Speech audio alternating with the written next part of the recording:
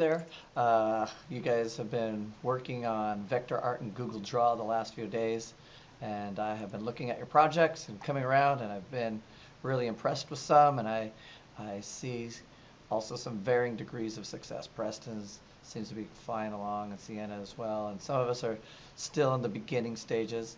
One of the most common things I see is people often are trying to actually draw in things such as the nose, and that simply doesn't work in vector art. Okay, you can't just draw a shape and say that's a nose, because vector art is about seeing the different shades of color that make up a nose. So as you can see, my nose over here has this just a dark chunk here, dark chunk, some bright spots, and some darker chunks here that actually make you see the nose. And so I've given you tips such as squint your eyes at the screen, and that will help you see the bright spots and the dark spots. But for those that aren't having as much success, I happen to stumble across something in GIMP, okay? And I'm going to show you what that is. So if you just simply bring in your picture or your image, one simple step. We're going to go to Image up here at the top, go down to Mode, and then we go to Indexed.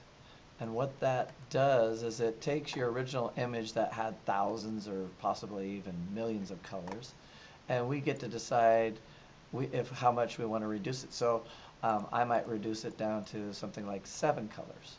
And I found that was pretty good for Jack Black, because now you can see we've got some bright spots on the top.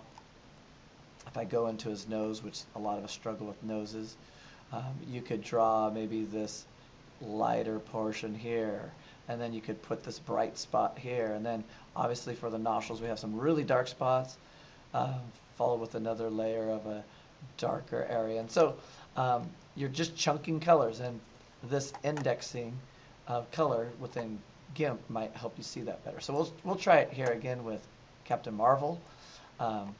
So once again we go to Image, Mode, Indexed, and we'll try 7 colors with her. And when I tried it with 7 colors, I found with her, I don't think there's enough detail because we have this huge bright area. And so what I might undo that with Control Z and go back and try to add maybe a few more colors. So instead of 7, let's go ahead and increase it to 9. And when we do that, there we go. We see a little bit more detail. And so now if you were doing Captain Marvel, you could use a bright area here and another bright area for here, and then you can begin to see how these chunks of color bring out the detail in all the areas. And towards the end, I really like to start putting some of the highlights into the hair as well, and that kind of makes your final product really pop. So looking forward to seeing how these come along. Hopefully this is helpful to you if you are struggling to see those chunks of color.